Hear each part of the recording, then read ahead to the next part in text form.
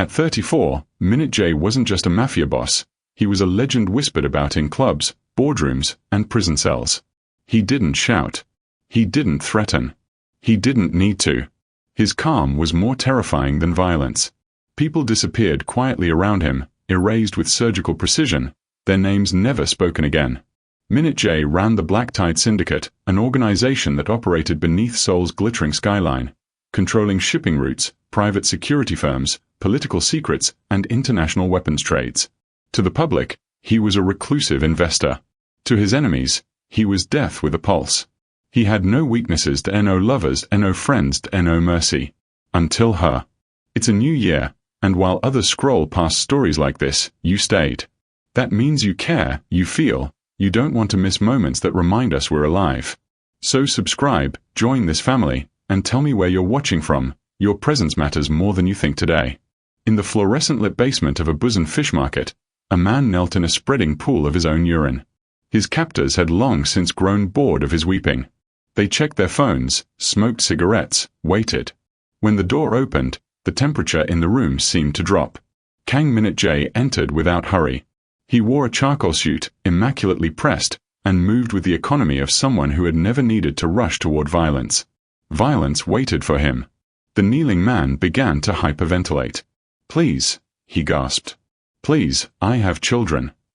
"You embezzled from Director Yoon." Minute J's voice was quiet, almost gentle. He removed his jacket, folded it precisely, and laid it across a chair. "You knew the consequences when you took the money. I'll pay it back. Every one, I swear. You cannot pay back betrayal." Minute J rolled his sleeves to the elbow, revealing forearms corded with lean muscle. "But your death will remind others that Director Yoon's patience has limits." What happened next took 4 minutes. Minute J emerged with his shirt still white. In Seoul's criminal underground, they called him Jerimja, the Shadow. But that name was spoken only in whispers, only among those who had seen his work and lived, which was almost no one. If Kang Minute J comes for you, write your will. This was not superstition. It was statistics. In 12 years, he had never failed an assignment. Never hesitated. Never shown mercy. He had killed politicians and prostitutes, businessmen and beggars, and he remembered none of their faces because he had trained himself to forget. Faces were data. Bodies were evidence. Death was arithmetic. He had 3 rules. No names. Targets were files, numbers, problems to be solved. No attachments. He owned nothing he couldn't abandon in 30 seconds. No mercy. Mercy was a crack where weakness seeped in. These rules had kept him alive when others in his profession died young and bloody. These rules had made him invaluable to the organization that owned his loyalty, if not his soul. He had stopped believing in souls long ago. The black envelope arrived on a Tuesday. Minute J noticed it immediately among the usual brown folders, the expensive paper, the wax seal pressed with a chrysanthemum. Only the highest-ranking directors used such envelopes. In 8 years, he had received exactly 3. Each had changed the trajectory of his life. He opened it with a knife, precisely, preserving the seal. Inside, a single photograph and 1 sheet of paper. The photograph showed a woman.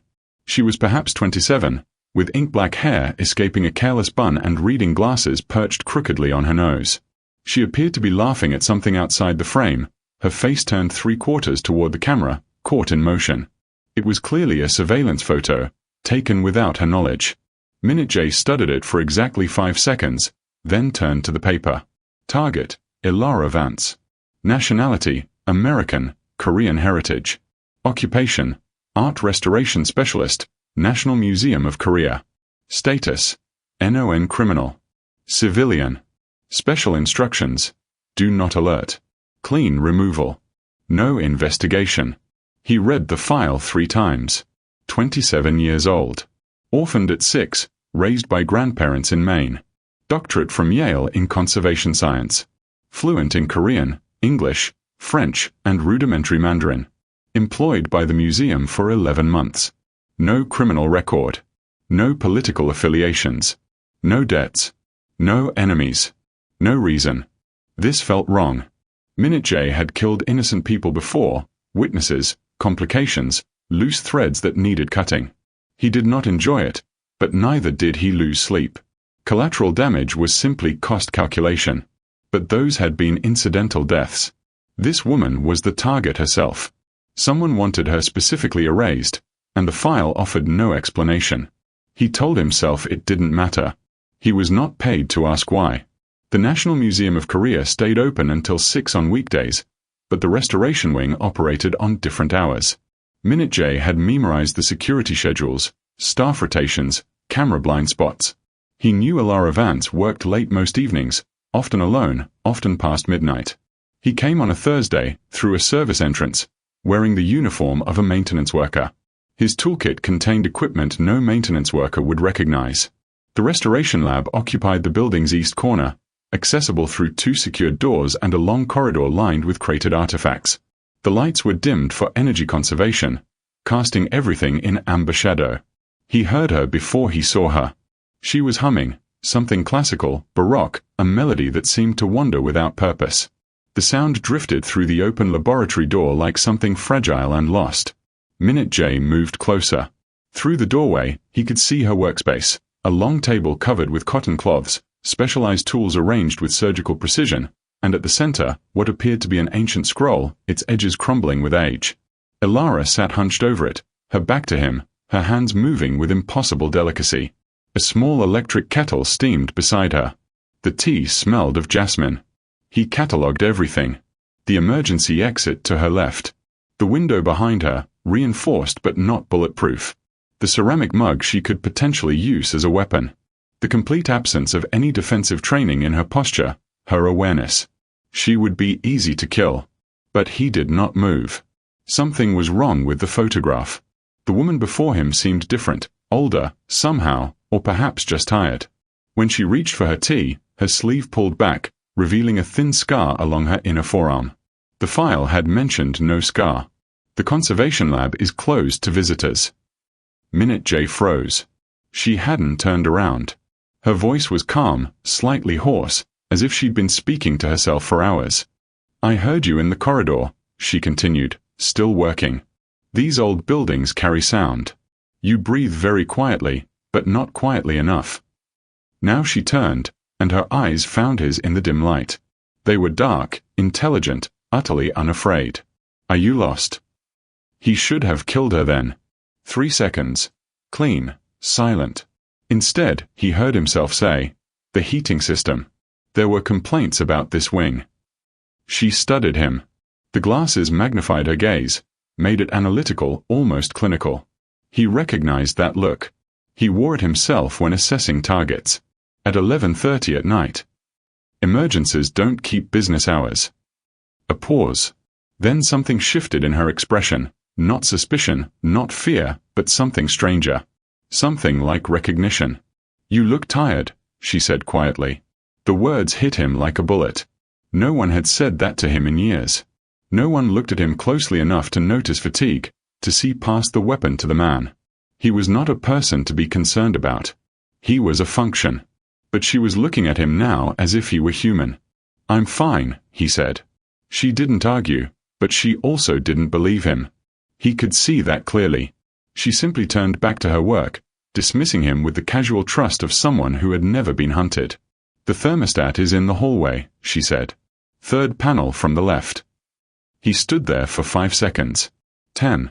The knife in his toolkit felt like it weighed 1,000 pounds. Then he walked away. In 12 years, Kang Minute-J had never failed an assignment. Tonight, he left the museum without completing his task. He told himself it was strategy. The file said clean removal, no investigation. Killing her inside the museum created complications. Security footage. Potential witnesses. He needed more information. He told himself it was temporary. From his car, parked 3 blocks away, he made a phone call. This is Kang. Target acquired. I'm initiating surveillance protocol. Silence on the other end. Then, the directive was elimination. The directive was clean. I'm ensuring it stays that way. More silence.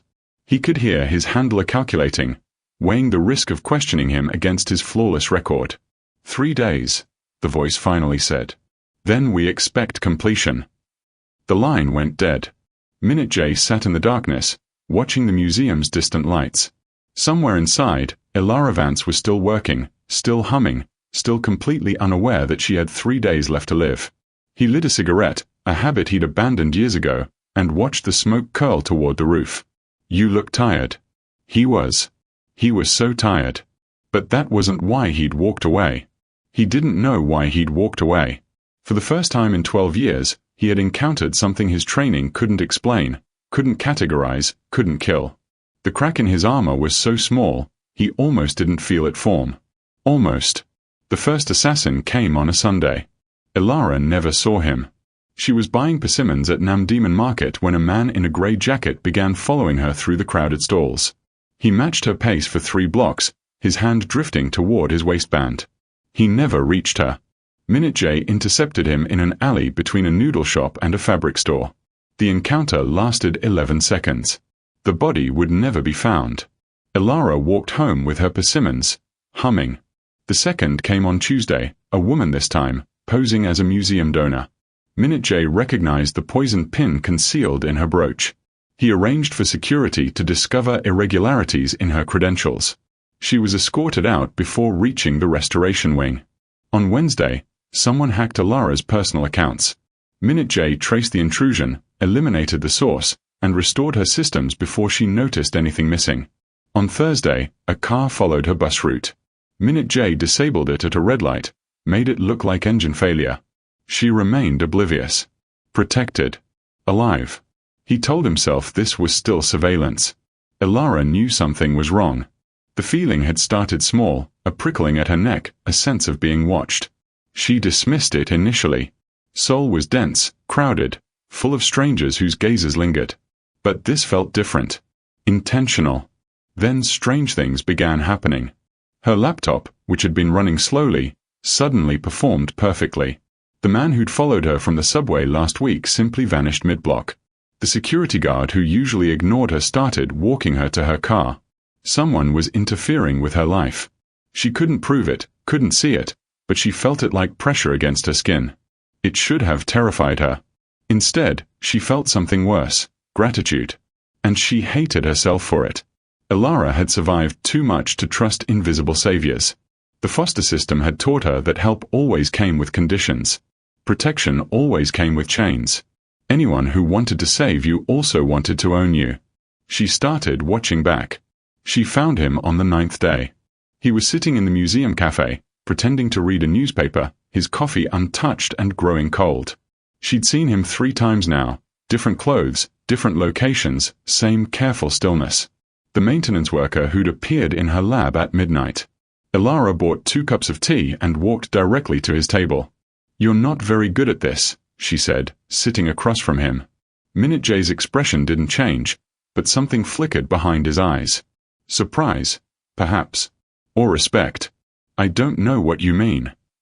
"You've been following me for over a week." She slid 1 cup toward him. "You drink black coffee, but you never actually drink it. You read newspapers without turning pages.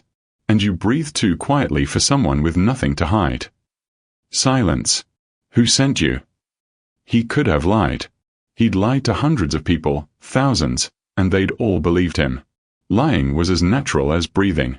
But she was looking at him again with those dark, knowing eyes, and the lie wouldn't come. "Does it matter?"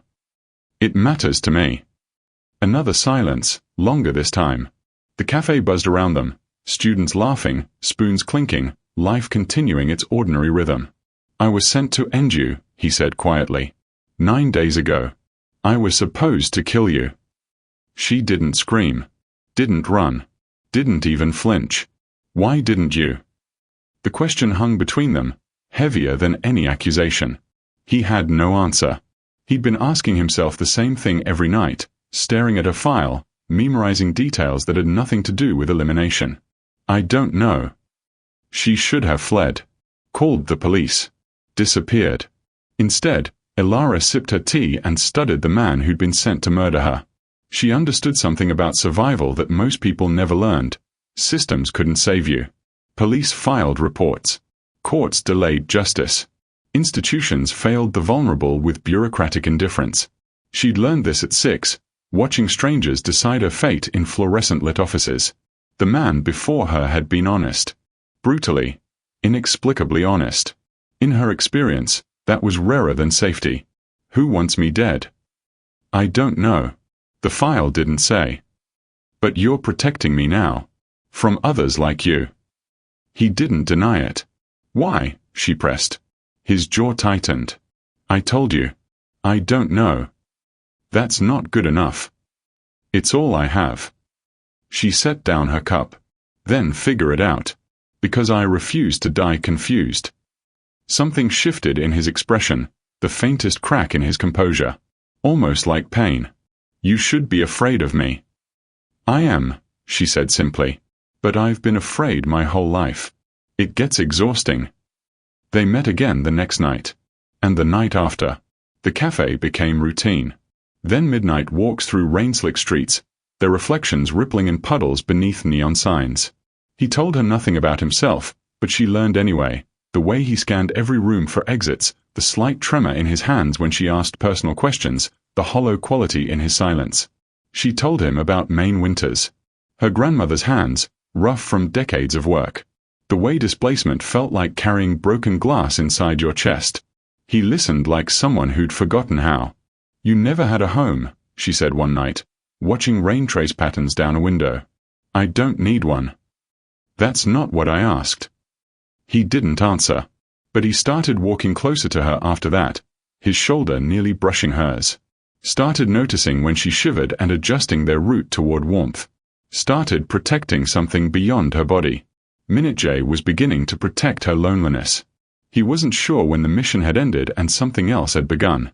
800 miles away, in a windowless room beneath Busan, Director Yoon reviewed surveillance reports. The target is still alive. His lieutenant shifted uncomfortably. Kang claims complications. Security variables. It's been 16 days. He's never failed before. Exactly. Yoon stubbed out his cigarette. Send watchers. I want to know what's delaying him. The order was given. And somewhere in the organization's encrypted channels, a name was whispered for the first time. Ilara Vance. The council had begun to suspect. The summons came at dawn. Minute J recognized the number, a line used only for emergencies or executions.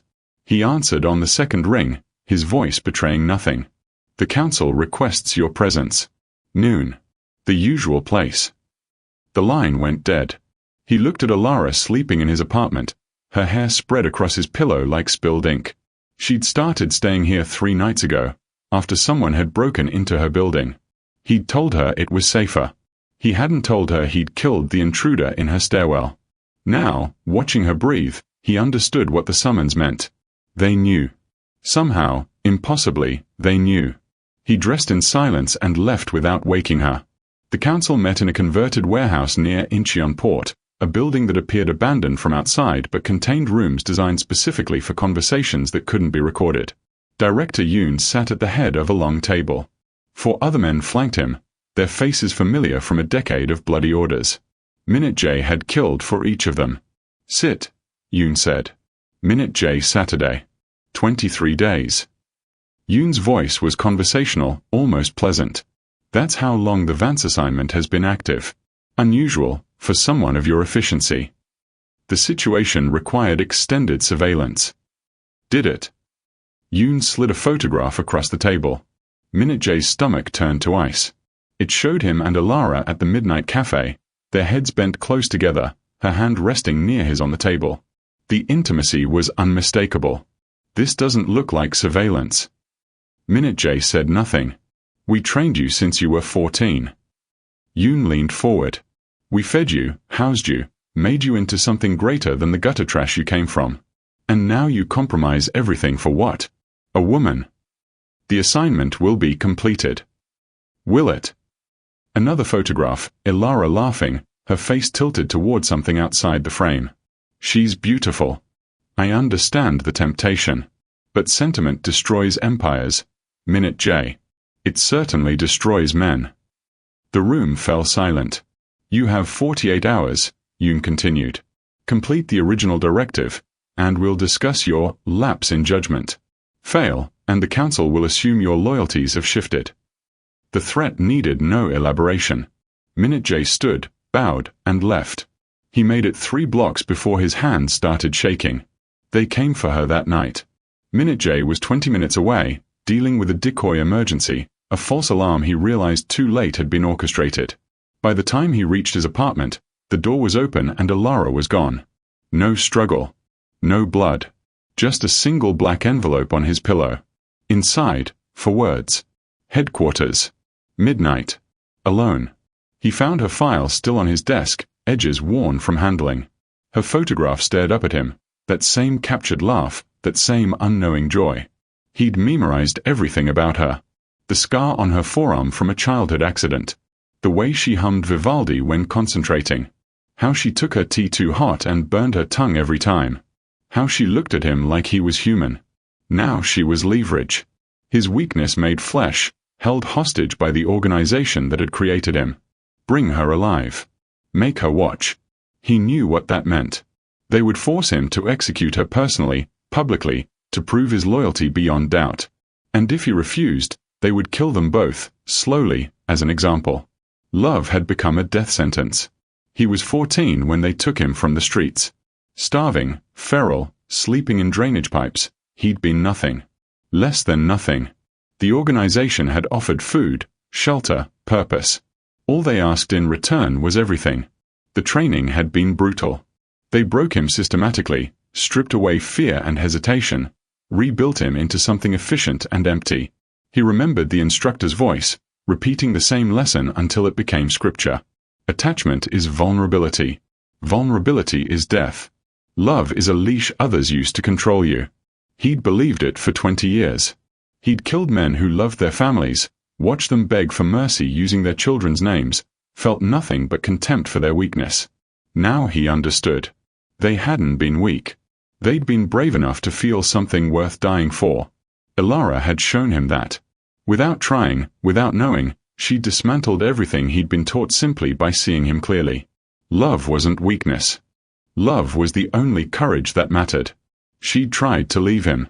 3 days ago, after he'd told her about the council's suspicions, she'd packed a bag while he was sleeping. He'd found her at the train station, ticket to Busan clutched in her trembling hand. If I disappear, they'll leave you alone. They won't. You don't know that. I know them. He'd taken the ticket from her fingers, torn it in half. They'll hunt you forever. The only way you survive is if I protect you. And if protecting me destroys you. He hadn't answered. Couldn't answer. Because she was right, protecting her was destroying him, unraveling every certainty he'd built his life around. But he couldn't stop. He didn't want to stop. Headquarters occupied a converted factory in Busan's industrial district, a fortress disguised as urban decay. Minute J knew every entrance, every guard rotation, every blind spot in the security system. He also knew he wouldn't be leaving alive. 30 armed men waited inside. The council would be watching. Alara would be bound somewhere visible, forced to witness whatever came next. They expected him to break, to beg, to prove that love had made him pathetic. They were wrong. He checked his weapons. 2 pistols, 4 knives, a garrote. Enough for 30 men if he was precise. Enough for the council if he was lucky. He wouldn't be lucky. He knew that. But he would be relentless. The factory doors loomed before him, rusted steel illuminated by dying streetlights. Somewhere inside, Alara was waiting, terrified, confused, probably blaming herself for everything. She'd asked him once why he protected her. He finally had an answer. Because you made me remember I was human. Because your kindness cracked something open that I thought was dead. Because if I die saving you, at least I'll die as someone worth saving. He pulled out his phone, typed a message to a contact he hadn't used in years, someone outside the organization, someone who owed him. Whatever happens tonight, get Alara Vance out of Korea. He didn't wait for a response. The doors opened. Minute J walked forward into the darkness, knowing exactly what awaited him, choosing it anyway. Behind him, the city lights flickered and dimmed. Ahead, the trap waited with patient, hungry jaws. The warehouse erupted into chaos the moment Minute J crossed the threshold. He'd anticipated 30 men. There were 47. He'd anticipated guns. They had guns, knives, chains, and Director Yoon watching from a raised platform, Elara kneeling beside him with her wrists bound and blood trickling from her temple. Their eyes met across the carnage to come. She shook her head. Don't. He moved anyway. The first wave died quickly. Minute J fought like something unhinged, all precision abandoned for brutality. He'd spent 20 years learning to kill efficiently, cleanly, without wasted motion. Now he killed like a man with nothing left to lose. Because he had nothing left. They'd taken his position, his protection, his carefully constructed neutrality. The moment he'd walked away from Elara's museum that first night, he'd sealed his fate. Everything since had been borrowed time. Tonight, the debt came due. A knife caught his shoulder. He kept moving. A bullet grazed his ribs. He didn't slow. Bodies fell around him. Men he'd trained with, eaten with, killed alongside for a decade. They meant nothing now. Only she mattered. Yoon watched the slaughter with calculated patience. Enough. His voice cut through the chaos. The remaining fighters pulled back, forming a loose circle around Minute J, who stood bleeding from a dozen wounds, chest heaving, eyes fixed on Elara.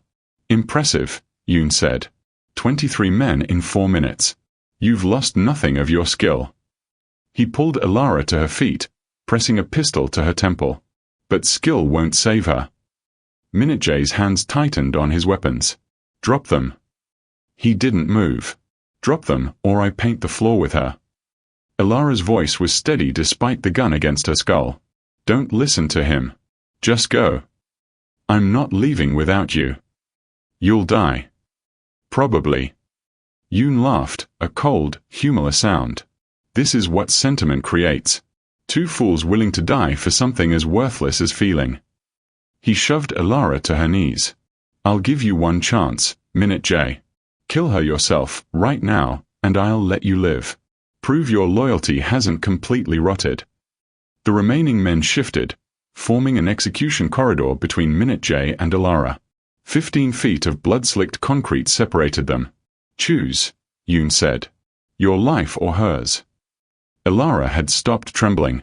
Somewhere between the terror and the exhaustion, a strange calm had settled over her. She'd spent her whole life being afraid of abandonment, of displacement, of trusting people who would eventually leave. But looking at Minute J now, covered in blood, surrounded by enemies, still fighting to reach her, she wasn't afraid anymore. She was grateful. Whatever happened next, she'd finally been chosen. Fully, completely, without reservation. By someone willing to burn down everything he'd built just to keep her safe. That was enough.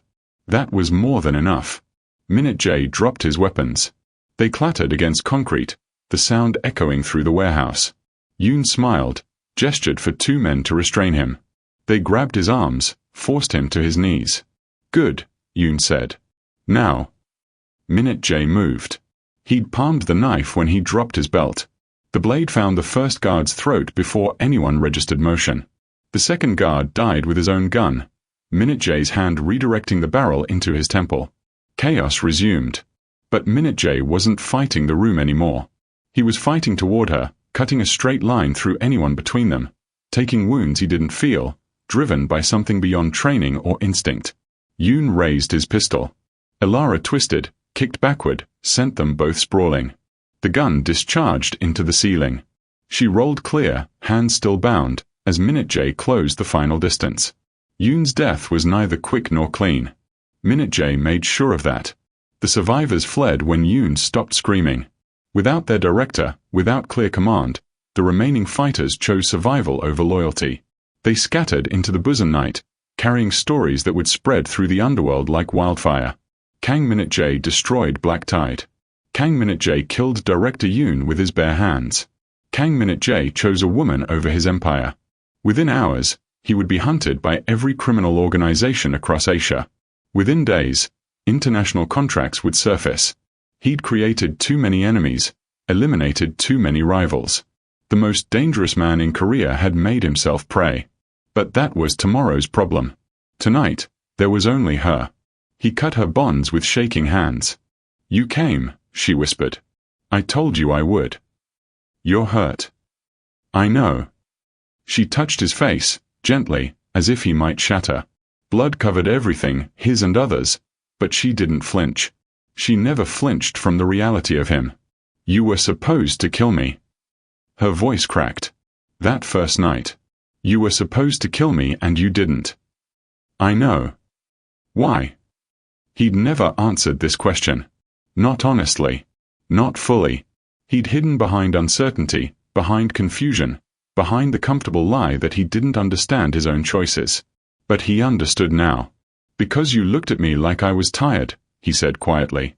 "Because you saw past what I do to what I am. Because every moment with you reminded me that I used to be someone worth saving." He pressed his forehead to hers, blood and tears mingling. "Because I love you. And I would burn down every empire in the world before I let them take you." She kissed him. Soft. Desperate. Tasting of blood and salt and something that felt like beginning. They left Korea at dawn. His contact had arranged passage on a cargo ship bound for somewhere distant. He hadn't asked where. Destination didn't matter. Only movement. Only staying ahead of the hunters who would pursue them forever. Elara stood at the railing as the coast disappeared, her hand intertwined with his. The morning light painted everything gold. "What happens now?" she asked. "I don't know." "Will they ever stop looking?" "No." "Are you afraid?" He considered the question. A month ago, fear had been an abstract concept, something other people experienced, something weakness. Now it sat in his chest like a living thing, wrapped around his heart. But it wasn't fear of death. It wasn't fear of pain. It was fear of losing her. The only thing that had ever mattered. "Yes," he admitted. "I'm terrified." She squeezed his hand. "Me too." "Does that change anything?" She turned to face him, her eyes bright with tears and something that looked like hope. "Not a single thing." They disappeared into the world together. No certainty. No safety. No guarantees. Just two people who had found each other across impossible circumstances and chosen each other over everything else. Minute J had spent his entire life being told that love was weakness.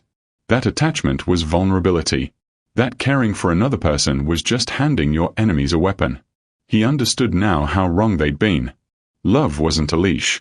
Love was the lock being broken. The most dangerous man in Korea didn't lose everything because of love. He finally found something worth losing everything for.